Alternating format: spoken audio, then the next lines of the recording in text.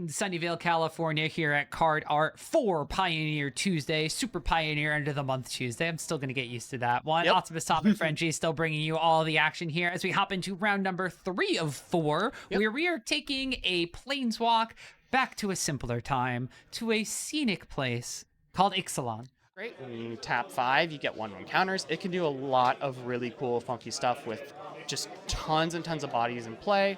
And of course, it's just also a really good synergistic Kindred deck. Oh yeah, so we did see that Connor on the right-hand side on Vampires is going to be taking a mulligan down to 6. Don't know if they are on the play or if it is going to be Martin, but it looks like the 6 is good enough. Vampires kind of keeping a fairly standard vampire-y type hand. It looks like Martin also wanted to take a mulligan down to 6, so we're on even playing field, and Connor's going to start off with a Swamp and the quintessential black play, Thoughtseize, turn 1. Ooh, and we're seeing 4 lands and 2 creatures. Ooh. And I would expect the Hexcatcher is taken here because that represents a nuisance coming in from the Simic Merfolk deck. Because as we said, you're making a lot of Merfolk, so you're going to be countering a lot of non-creature spells. Yeah, this is basically like Spell Stutter Sprite, and it could just come into play and counteract a Sorin on turn 3, which is very powerful kind of tempo swing. As you mentioned, you know, we've been saying tempo decks for a lot of the stream. We saw Rogues as a Kindred tempo deck, and now Merfolk tend to take in a bit of a different angle, does have some of the interaction, but also kind of is more of the powerful sort of attack you, smash face style. Yes, so if you kind of look at what the 3 different tempo decks, Kindred tempo decks in the format are doing, Rogues is the slowest of all of them because what they're trying to do is like slowly discard your cards, interact with their key spells, and put a small card advantage engine and clock on board. Whereas Merfolk is just trying to go super wide. Like they are truly the go wide of all of the archetypes. And lastly, you have Spirits, which is kind of an evasive go tall deck that is just trying to make a couple of big spirits and just smash face and counter the right spells. Well, this time it is a Kamena's Speaker, which is going to get +1/+1 as long as you control another Merfolk or an island, which you don't have right now, so it is still just a 1/1, but this is the kind of threats that the Merfolk deck puts out early that get fairly large and can kind of put a little bit more pressure on the clock, which is then made up for by the fact that they don't have as many counter magic or card draw type things that aren't attached to their actual creatures. But on the flip side, we see Bloodtithe Harvester, which is basically everything you would want in a single creature from the Vampires deck. Yep. And we see another Botanical Sanctum coming out, so hopefully we see second. So now both of these Kamena's Speakers are buffing themselves. Yeah, so Kamena's Speaker finds the soulmate in another Kamena's Speaker, which is then going to be able to attack into the Bloodtithe Harvester, which you probably don't want to trade off a 3/2 for a 2/2, so Connor's going to take 2, pass back to his turn, and if we have a land, this could be This is it. This is it. Because we saw the Vein Ripper, I believe, in Connor's opener. That's Sorin. Yep. I think everyone's favorite big combo play is happening. So, of course, the boogeyman of the format is Sorin going into a Vein Ripper. And yeah, I mean, you see what it does on your screen. I'm sure if you know the Pioneer format, you know exactly what's going on. But, Tom, what makes this so big? Everything. Everything makes this card good.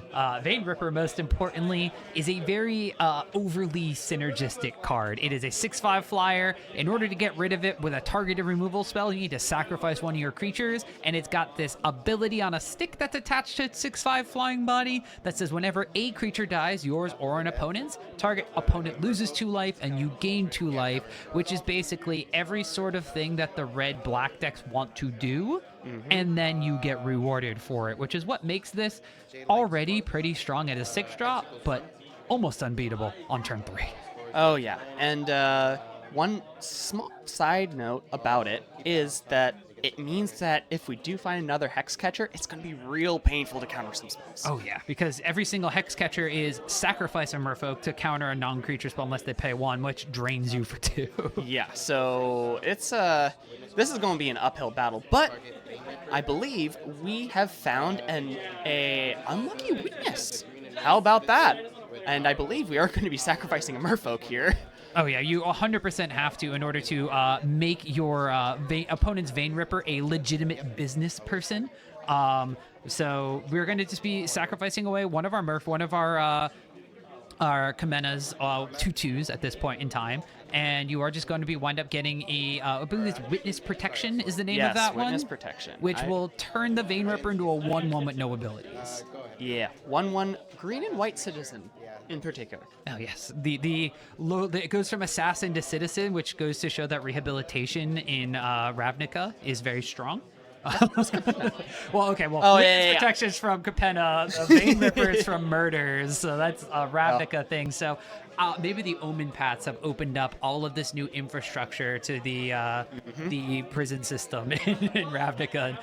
Maybe we shouldn't go down where assassins in Magic's lore and hierarchy fall, but it is just going to, more importantly, get rid of 2 life from Martin's side. It's going to bring Connor back up to 18. But now, if Connor only had Sorin Vein Ripper, this is a good spot to be if you're Martin. Oh yeah, because we see an animated Mutavault here. That's kind of a telltale sign that I don't have much going on, and it looks like it's just a Fatal Push, which I think Connor's probably going to save for something a little more impactful than just these smaller creatures. Yep, so it is just going to be swinging on in, maybe seeing if we get a trade for some of those creatures. Now, Martin himself is also on 1 card remaining in hand, so not a lot of action there, and it looks like before blockers, we are going to get a Fatal Push on just the 1 remaining blocker, so this is going to be a swing of 5 damage. Martin's already down to 10 after having to deal with this Vein Ripper.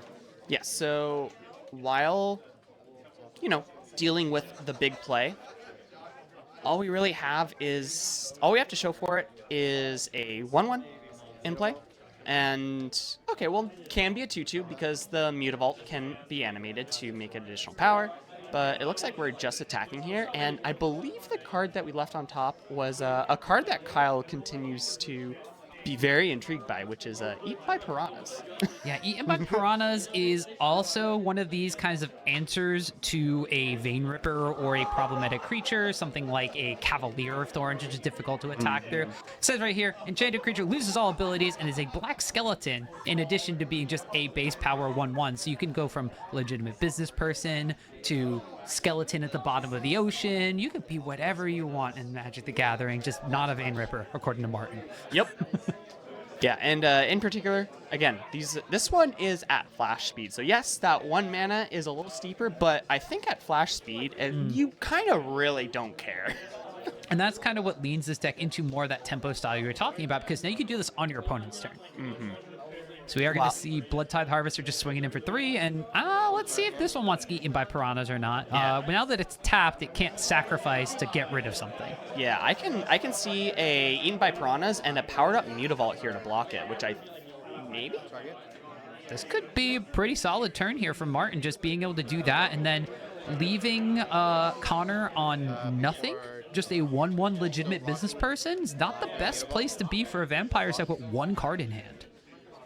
Oh, but it looks like we do have some mana being tapped. Oh, we are cycling to try and save our Bloodtithe Harvester as best we can. Ooh, looks like another land was found off the top of the library, though. So Bloodtithe Skeleton is going to actually get eaten by Piranhas, because the Mutavault is all creature types, so I don't know if Piranhas exist in Magic lore, but it is a fish or a merfolk, so it will wind up eating that one very thematically. Exactly.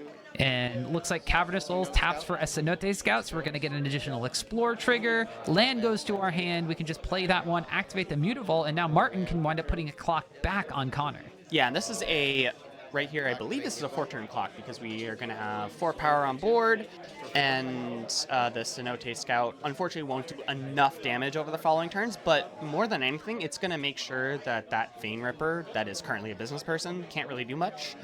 And as we know, Black and Red are spectacular at removing enchantments. Looks like we are going to have a Mutavault activation from Connor as well, maybe just trying to slow this clock down a little bit. So a trade of Mutavaults. This is still going to result in 2 damage coming across to Connor's face, and now Connor just kind of stone rains himself. Does find a Fatal Push in addition to that land he drew previously.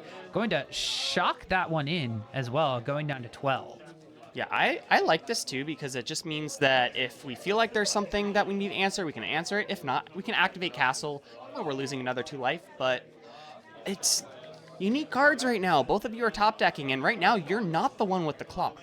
Yep, so just immediate combat. 3 damage comes across to Connor, and another of these Merfolk tutus just going to be continuing. Just greatest hits of 3, tutus. right? Yeah.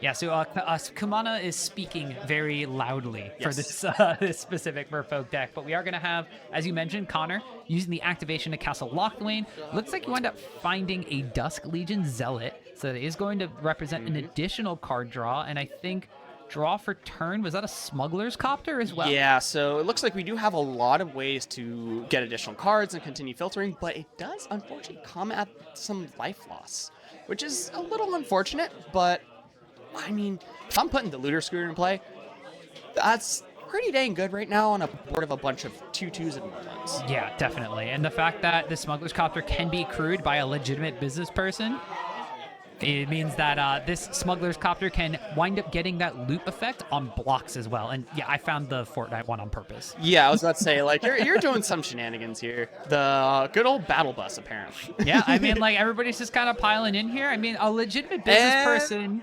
We have a copter answering the copter. All right, so now we're on Copter Wars. Unfortunately for Martin, his cannot attack this turn, but Connor's can block. And with 2 2/2s and a 1/1, there is no profitable attacks to really be made here, unless you want to try to force through 3 damage, which doesn't make a ton of sense. And the Fatal Push in hand that Connor had, if it gets pulled here, that means you can't win the Copter War, but instead is going immediately after these 2/2s, maybe just trying to clear the board out. Yeah, not the worst idea.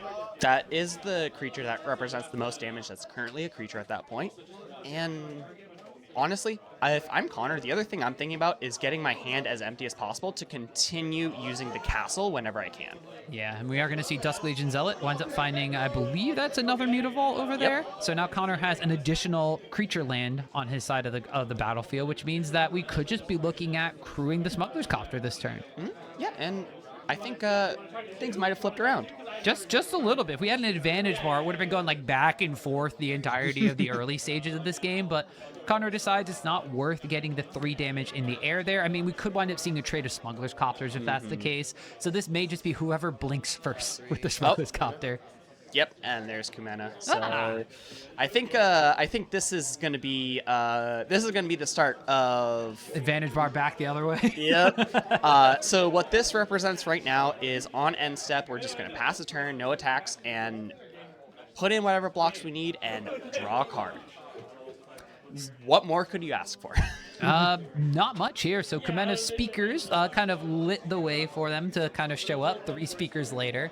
This does also mean that you're probably, if you're Connor, you're probably not expecting a crew of the Smuggler's Copter here. So you could potentially try to prevent said card draw by using your own Smuggler's Copter, but then you take 3 damage on the crackback and you're at 5 currently. Yeah, because we did play another Dusk Legion Zealot, which again, you're getting more cards in hand, but I mean, we all know the classic black mana player saying greatness at any cost. Any cost. Right now, that costs us 3 life if you want to activate your Castle Locthwain with those 2 cards in hand. We can imagine Connor digging for Fatal Pushes, digging for Edicts, digging for Go for the Throat if that's in the main deck of this Vampires deck. There's a lot of cards that could potentially answer this Kumena, but don't know which ones Connor has found. We knew about the 2 Dusk Legion Zealots, so everything in Connor's hand is brand new information to us, and we'll see what Martin winds up doing here. Passed back to his turn, didn't actually wind up drawing a card, it looked like, at the end of turn either. Yeah, interesting. But we do know that this is Martin's first time piloting the deck. So it looks like we are, I think at this point we're just digging with the Copter. We don't mind a trade here because, yeah, a land, I don't think we need that. No, and it looks like now Connor going to crew the Copter with his legitimate business person as well. And additionally, a Bitter Triumph was found. So we're just going to wind up Bitter Triumphing down Kumena while we can't get any value. And if we do a block here, that is going to draw discard from Connor's top deck, but that gets rid of the card advantage engine from Martin entirely by making this trade and getting rid of the Kumena. Yep, and for both players, these are May abilities. So since Martin definitely used it, I don't think Connor wants to just throw a card away. Probably not. Doesn't really have anything that can be used in the graveyard. So we're just getting rid of the card advantage engines.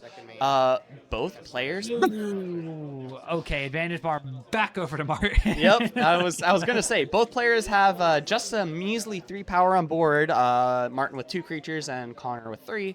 But now that copter, I think, is, unless this is a fatal push, might close out the game.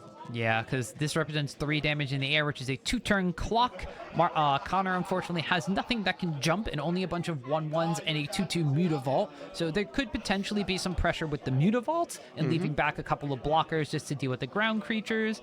But we're going to have to see what path Connor takes because, like you said, without a removal spell here, Martin firmly in control. Yes. What we could do right now is just start swinging. This is interesting. I have a feeling that this is a bait to crew the Smuggler's Copter, and we have a Fatal Push in hand, but it looks like Martin taking the safe play, just throwing a 2/2 in front of it. Doesn't have to worry. Oh, it's just a land, so Connor going to be throwing that one out, and now we get to untap. We have 3 ground blockers, nothing in the air. And pending what Martin draws, you could potentially have something that makes these Merfolk unblockable. A Kumena, unfortunately, you can't crew and play Kumena. You could play Kumena, crew, and tap to make something unblockable, but then you don't. You need to tap something different than Kumena. So that would only represent 4 damage, which still leaves Connor at 1 life. Yep. We are animating Mutavault because I believe we're just gonna trade with the. Kumena speaker here. Yeah, we can't jump and block the Smuggler's Copter, but we did, by playing that land, we did wind up getting our hand down to 0, so we're not dead and are able to draw with this Castle Locked Lane. And it does look like you mentioned, Frenchie, just a quick trade of 2/2s here. Plenty of lands on Connor's side. The one thing that this does punish is a top deck Vein Ripper, because now we're at 5 lands instead of 6. But that's the only thing I could really think of as an additional Smuggler's Copter comes down from Martin. They keep coming, but now we can't really crew. And I saw the Thoughtseize. This was not going to be great for Connor. So we are going to game 2, and again, Tempo is actually doing pretty well right now, given the current state of the Pioneer meta. Yeah, that was a very interesting game, too, because that one kind of played out. There were Tempo elements to the Merfolk deck, but we also saw how when it gets into these grindy, mid-rangey type situations, that the Merfolk deck has some game there as well. Yeah, I mean, it's really nice, though, when both players are empty-handed and you haven't top decked a single land in 5 turns, and your opponent's top decked 3. Yeah, including just throwing some Mutavaults under some creatures to not die. So I think Martin had a really, really good streak there. Just continue to find gas and continue to just churn through the deck with those Smuggler's Copters. But Connor was able to continue to draw a few extra cards with the castle, just could not find the removal spells when it mattered.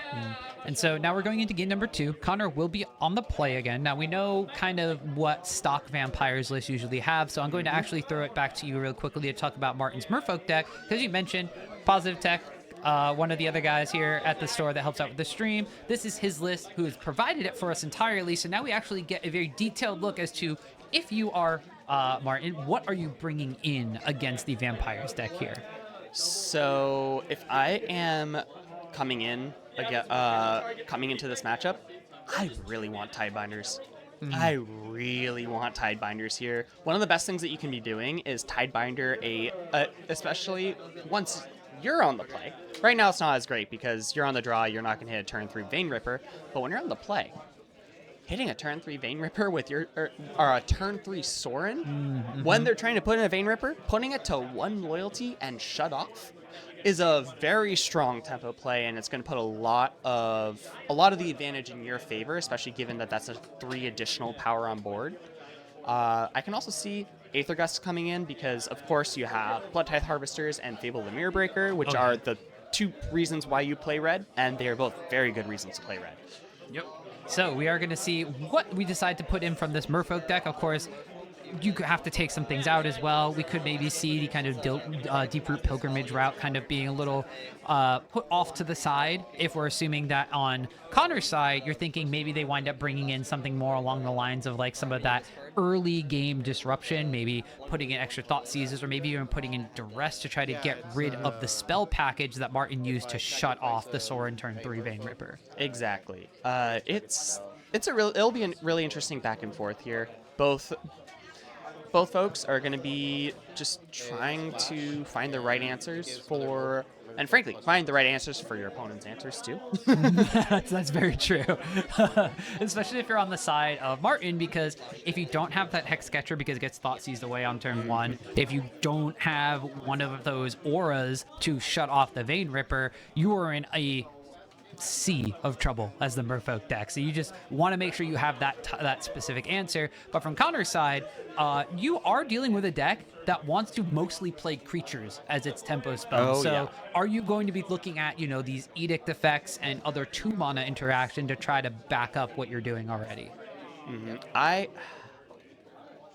I'm unfortunately, I wish I knew more about what vampires would be wanting to do here, but frankly, I feel like the sideboard just isn't as geared towards being able to really grind through this matchup. The sideboard in vampires tend to be really focused on being able to beat control, because that tends to be a really hard matchup, counterspells, all that stuff, as well as being able to contain some aggro decks that can get under you. So I'm interested to see what decisions Connor has made here.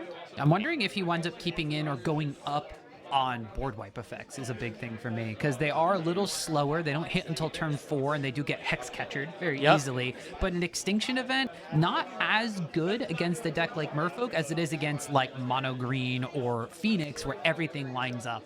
Or, in the mirror. Or in the mirror, where everything lines up with its very same mana cost. So Connor just going to be playing a tapped land on turn number 1, not going to be thought seizing right away, and then passes the turn over to Martin, who is thinking a little bit about his plays, as we do see Cavern of Souls probably naming Merfolk, and Commander Speaker is going to come out again, so just playing a 1/1 on turn 1 for the second game. Pretty classic.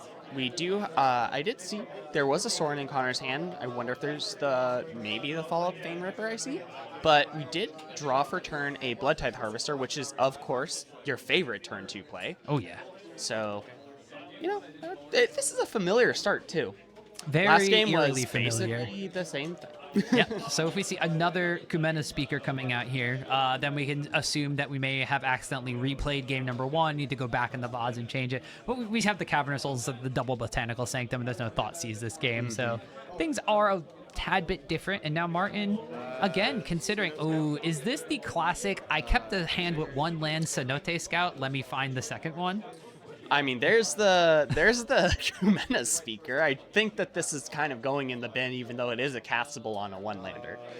Yeah, you're definitely at this point. This signals to me I need a second land. If that is not the case, and Martin just has a follow-up, a second 1-mana play, then you definitely don't need the second Kumena Speaker. Yeah. Unless, this is your follow-up play for the second land you drop, but... Yeah, I was gonna say I probably would have played the Cenote Scout on 1 if I didn't have the land, unless that was the top deck. In which case, I would not have kept a 1-lander. So I'm assuming Martin probably has a second land drop coming in. I think he's trying to feign some stuff in front of Connor, and just hopefully we do have that second land drop, so that way we can put some interaction on board and not die. That was it. Maybe not wanting to take as much pain for my land. That makes a lot of sense. We still had the land drop. All right, so Tap Breeding Pool comes in. Mutavault comes down very quickly. We know there's a Sorin in hand, but is there a Vein Ripper to do the combo on turn 3? Now, just casting Sorin here without Vein Ripper is not the worst thing in the world either. No, because, you just make your Blood Tithe Harvester bigger. You're not gonna die to the Crackback, because Sorin will still be at 5 loyalty. And, you're gonna gain a reasonable amount of life, especially if we don't block here. You'll basically flip-flop life totals, which is pretty nice, and gives you a nice cushion. They're gonna have to answer the Sorin, so Ooh, this might even be better than Sorin. Yeah, I have a feeling this is of course everyone's favorite backup plan to Sorin Vein Ripper on 3, and it's Fable the Mirror Breaker to dig for Sorin Vein Ripper on 4. Just kind of making sure that you can enable your combo in as many ways as possible. We also saw Dusk Legion Zealot in Connor's hand, which again, just lose a life. You could draw a card. We are going to have a trade of the Blood Tithe Harvester for the Cenote Scout, however, from Martin, as Connor did swing in with that one. So denying a removal spell, which can stack up when you had that Vein Ripper's passive ability on the board. Exactly. On the flip side, though, we did lose our second Merfolk, which means that the Kumena Speaker is a 1/1 again. So obviously, Martin's going to have Merfolk in hand. He has the Merfolk deck. But this is a bit unfortunate. Yep. Oh, I know this. This is the sneaky Hex Catcher at flash speed trying to get you to block. Oh, yeah. This is like I'm probably playing Hex Catcher anyway. I'm going to see if I can trade a creature and get 3 power and toughness on this Kumana Speaker, but Connor, not going to go for it. Yeah, and now I think we're just going to keep the Hex Catcher in hand to catch some sort of, other spell coming in. And no, we were just feigning it the entire time. Decided to play a Smuggler's Copter instead. It looks like Connor wound up taking 2 damage instead. Maybe just still thinking that, there's an island in play. That's why. Yes. So the island in play is keeping the Kumena Speaker at a 2/2 because it is if you have another Merfolk or an island, it'll be pumped up. And now we just have the Smuggler's Copter, which was game number 1 All-Star for Martin. Oh, yeah. Unfortunately, cannot be turned on this turn, so I believe we are getting a free attack in with the Goblin Shaman, so some treasure. And, wonder what we found. Did we actually... I believe we're still in the are we discarding to draw cards. So now we're looking at, do we get rid of Dusk Legion Zealot land? Do we get rid of one of these Fatal Pushes? Are we digging for 2 off of the Fable of the Mirror Breaker? Or are we looking to follow up with a Dusk Legion Zealot and a land, which will give us a second draw anyway? But it looks like Connor really debating if he wants to keep both of these Fatal Pushes or not. It does represent a way to kill everything on board, even if there's a crew in response. Yep. And it looks like it was... There it is. Combo time. This is what we were waiting for. And if Martin did have the Hex Catcher in hand, this is going to represent being quite punished. Oh, yeah. So now we see tap in 3. Here comes Sorin, the Imperious Bloodlord himself. And that is going to be followed up immediately by a minus, and that is going to be Vein Ripper coming in. Yep. And now we have the Goblin Shaman attacking in case there's any weird shenanigans somewhere. We're going to have some treasure. We have 2 mana at our disposal. We have a blood token. We have a Sorin in play that's just going to, make that Vein Ripper annoying. And 2 mana for 2 Fatal Pushes, 1 being a treasure, means that we can enable Revolt and kill anything from Martin's deck. Oh, yeah. This is not looking good for Martin. So, however, it's looking good for us because we probably will have a game 3. Yeah. All right. Well, second Smuggler's Copter doesn't look as good in this game as it did in game number 1. With the Mutavault. It's got a Mutavault, but okay, now you're representing double crew my Smuggler's Copters to double block Vein Ripper, which is not a great place to be, and especially when the Fatal Push gets rid of one of your recurring creatures, so now you're definitely not going to be in a good spot. Yeah. I believe... And you flip life totals because you attacked for 2 with that the Goblin Shaman last turn. Yep. And now we have flipped Fable the Mirror Breaker, and Martin's dead next turn. Oh yeah, because you're just gonna wind up having 2 Vein Rippers next turn if you're not dead already. Yep. So it's really do or die here. We have to figure out something. Connor, as we said, has a Fatal Push. We might not know what that last card is, but lots of mana. Gonna probably make some more.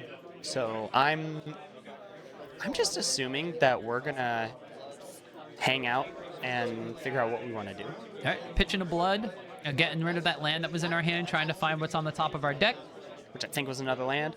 Well, that's not the worst thing in the world. Now, we do represent up to 11 damage on this board, putting a +1/+1 counter on this Vein Ripper. Then that makes it 7 power. There's 2 from the Goblin Shaman and then 2 from the Mutavault that is down on Connor's land base. So we could just swing in for 11, but we might not have to even activate the Mutavault because it's a 2-turn clock regardless. Yeah, I like activating the Mutavault here because just killing one of the Copters in response, and even if all of your creatures end up dying, you're getting those Vein Ripper triggers, so it is still a very annoying and possibly close to lethal attack. Yeah. So if Martin winds up crewing the Smuggler's Copter here, do you Fatal Push the Copter, or do you just Fatal Push the Mutavault, and now Martin has to take 4? Yep, this is a very annoying play for Martin, but Connor is really just showing how game warping the Vein Ripper can be. So Connor going up 2 life from the Vein Ripper triggering off of the Dead Mutavault, and now even if you wind up blocking one of these 2/2s with your 3/3, you take an additional 2, and then you'll take 11, and you'll be at 3, which means that if you can try to board wipe, you're just dead. I think at this point we're just trying to throw Smuggler's Copters under Vein Rippers to... Oh, no, we are just trying to trade. Or we are trying to trade here, so we do have a draw discard. I think this is also just Martin saying, I need something. Yeah, I need witness protection. I don't need this Kumena. He's been spoken for enough. We don't need that. But that's going to be an additional drain coming in from Connor's side. And then should be 9 damage coming across, putting Martin all the way down to 3. Yeah, and that's a very healthy 27 for Connor. I wouldn't be surprised to see if I don't see the card I want, I'm going to scoop. But let's see what Martin decides to play out here. So it looks like Martin's at 4, so maybe I had the life totals a little bit of a discrepancy, but it doesn't look like it's going to matter. 4, 3, dead to a Vein Ripper, and a second Vein Ripper that would actually wind up dying due to the sacrifice trigger coming out from that Fable, the Mirror Breaker. So it is going to be Connor taking game number 2, meaning that we get a game 3 between these Ixalan-themed decks. Yeah, and as I said, the red cards definitely have a very strong reason to be in this deck. That Fable did everything that the deck wanted it to do. It created extra mana, added extra pressure. It dug you to the combo on turn 4, like we had mentioned. And, you know, we were able to seal the game here. It made it very obvious that Martin, unless he had the right top decks, was not going to be able to get through.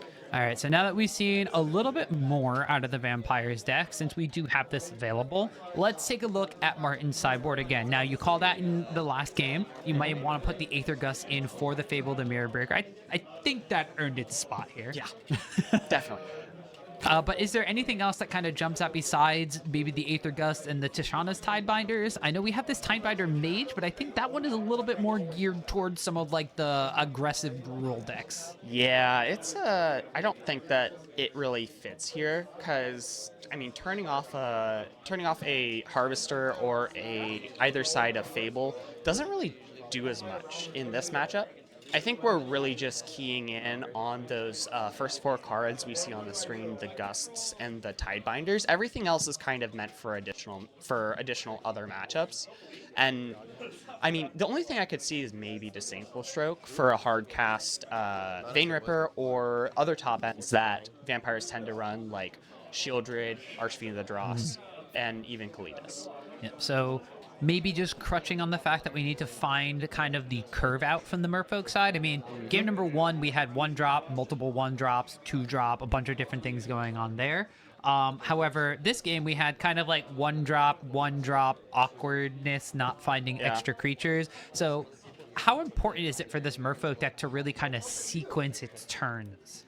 It's really important to make sure you just get the board set up really quick and try and find one of those enablers to continue to combo off, because at the end of the day, your tempo plan really kind of just comes down to your creatures doing funky things. I think, honestly, the biggest thing that we were missing was we haven't seen Sentinel of the Nameless City in either game, and that card can run away with games on its own if it goes unanswered. That's true. Being able to create maps, being able to grow itself, it's kind of like a ultimate mid-range card coming out from the green side of things. And so when you have a 3/4 versus the ultimate mid-range card of Bloodtide Harvester, which is a 3/2, I haven't done a lot of math recently, but 3/4 probably beat 3/2, yeah? Yeah, especially when it becomes a 4/5 or a 5/6 or just however big with all those maps. And again, those maps are vital to help find those right cards, bin away those tiny creatures, that way you can make sure you get pure gas, you get everything that you need, you find those Kumenas, you find those Deep Root Pilgrimages, etc., etc.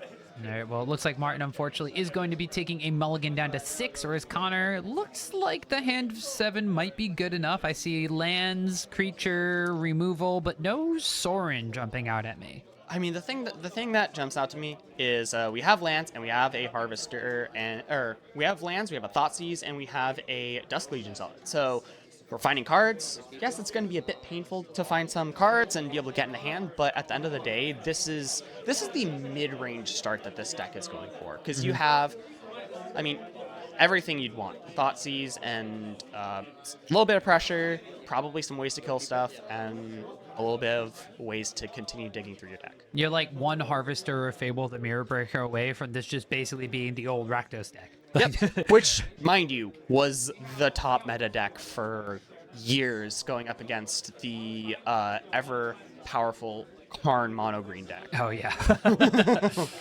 Little glad that you guys lost Karn. Sad to say for you, but for me with my Witch's Ovens, I'm happy that card is gone. Ironically enough, I don't think that the Karn deck. I think that the current iteration of mono green. Oh, and we top deck Sorin, so who cares? Who cares? Well, now we just need to find the Vein Ripper, which we have a couple of looks at, and we do have Thoughtseize on the opening turn here, as we had a shot Kamena Speaker. We have, the Hexcatcher again is going to get caught by the early Thoughtseize. Yeah, this is man, Connor's been on it with these really, really great early plays, but maybe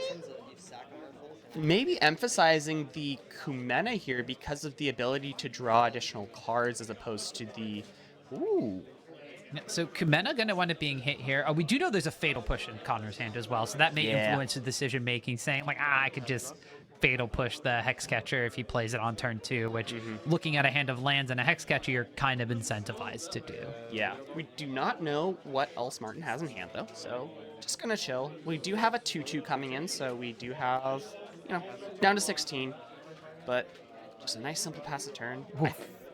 I think the other reason why we don't care is we have a ton of creatures in hand. Oh, yeah. So who cares what the Hexcatcher is doing? I'm just going to play a board of really chunky 2-drops, and honestly, you're going to have to deal with it. I mean, at this point, Connor just top decked a Bloodtithe Harvester. We know there's a Dusk Legion Zealot in hand. There's a Fatal Push and a Sorin. So at this point, Connor could just play Bloodtithe Harvester, untap. If you don't find Vein Ripper, you're not pressured into playing it. You just play Dusk Legion Zealot, do some more shenanigans, and it looks like that Connor looking pretty solid. Knowing that his opponent was on a mulligan, taking away one of those cards as well means that Martin is on 3 cards in hand. Yes, and I believe he did draw a Deep Root Pilgrimage. Okay, that's a pretty solid start here. Yeah, good start. Okay, so plays an island, is just going to swing in and see if Connor wants to be the one to trade this time around. Last couple of games, it has been Martin snap blocking that Bloodtithe Harvester when Connor swings. Connor really debating this one, though. Do I want to trade my 3/2? Do I want, at this point in time, too, flashing in the Hexcatcher doesn't actually save the Kamena Speaker. It only pumps it up to a 3/3. So this would be a trade regardless of what happens from Martin's side. But does Connor want to keep the Bloodtithe Harvester? Yeah, I actually think blocking here is good, given that the Hexcatcher would have to sacrifice other Merfolk, so getting rid of a Merfolk is probably a nice thing to do here. Yep, and it looks like Connor agrees with your assessment, is just going to trade that one off, and Martin, not incentivized to play anything whatsoever anymore, just passes the turn with 3 open mana. And we're just playing a tap Blood Crypt, and I'm assuming it's number 2 coming right in. We get Bloodtithe Harvester numero dos coming in. That's going to be 2 blood tokens now, and just saying, yeah, I was fine to trade that off. I had this the entire time. Swear I didn't just top deck it. Yes, exactly. And what's particularly nice here is that we now have 2 blood tokens, which means that worst comes to worst, we can always sacrifice the Harvester to kill a Kumena, which, as we know, is one of the best engines for this Merfolk deck. And Martin playing very cautiously and trying to keep that Hexcatcher up as much as possible and not letting it die to the very well telegraphed Fatal Push at this point. Yeah, so Hexcatcher here does represent stopping Sorin, and then even though there is an additional mana to pay for that, Martin could, if he wants to, activate the Mutavault, sacrifice the Mutavault, and sack the Hexcatcher, but then that would Stone Rain him and put him at whatever he's top deck, because we knew that there were just lands and Hexcatcher in hand. Yeah, I mean, if it is a Deeproot Pilgrimage, it's not going to do anything. No. So that's the other thing. There's the Sorin. seeing if it's going to resolve. This is probably going to prompt something from Martin, however, whether it's the Hex Catcher to try to counterspell it, whether it's some sort of spell to deal with the Blood Tithe Harvester. It's just going to be Hex Catcher being flashed in. And it looks like it is going to be the play to try to just do everything you can to stop this Sorin from coming down. But little does Martin know, there's no Vein Ripper behind this Sorin. So Sorin here has just basically been, was it Dread Drop? The Delve sack. Yeah, probably. Spell? the spell that was from Khan's block, but that's just Lord. going to be a swing across for 3 to follow up that Sorin, and now Martin lost a land, lost his ability to deal with future Sorins or Fable the Mirror Breakers, and I think is just on lands in hand. Yeah, it's not looking good. Sorry, there's a Deep-Root Pilgrimage and lands in hand, and Deep-Root Pilgrimage does not do anything without Merfolk. I mean, the Mutavault is a Merfolk, so... No, but he had to sack the Mutavault. Yeah, you had to get rid of it with the Oh, Hex Catcher. I think I might have saw a top deck Mutavault as well. okay, I'm surprised it wasn't played. I think just valuing additional blue mana. It's this is an interesting spot to be in right now because all we really have is the Harvester, and I think Connor's also just trying to keep the Mutavault back to either play some spells or keep it alive. All right, this time Smuggler's Copter's playing for the vampire side of things, so it's going to be Smuggler's Copter here from Connor. There is still a Dusk Legion Zealot in hand as well. Is not priced into playing that immediately, can just use that to crew the Smuggler's Copter next turn, which then represents a 2-turn clock from Martin's side. There's going to be just Kamena's Speaker coming in here from Martin, playing a tap land in addition to that and passing the turn. Yep, and a nice, clean Fatal Push, clearing the way. We know Martin's got 1 card in hand. Let's just finish the game. Looks like it. Looks like we're going to be pumping in. Ooh, there's also Kalitas coming out, so maybe just extra insurance here. Slamming down Kalitas while there's 1 card left in hand. Cruise the Smuggler's Copter, 2-turn clock, and then the ability to just go further up into that 3 damage chain, just in case there's an answer for one of these 3/3s. Exactly. I don't know how much more Martin can do here. It really is garbage time, especially when we are throwing away a land when we haven't made our land drop for turn. Well, it's is that a Hive of the Eye Tower? It's a tapped land. We're not going to use it anyway. Creature lands finish games, right? I 100% endorse the fact that Hive of the Eye Tower, one of my favorite creature lands of all time, and it's just all lands in hand from Martin there. That's going to be 2-1. Rakdos Vampires comes out ahead in the Kindred matchup this time around. Yep, and who knows? We might be seeing Vampires one more time in the final round. I'm very intrigued to see where we end up going from here. Tournament's going pretty well so far, and I mean, the top deck is showing up.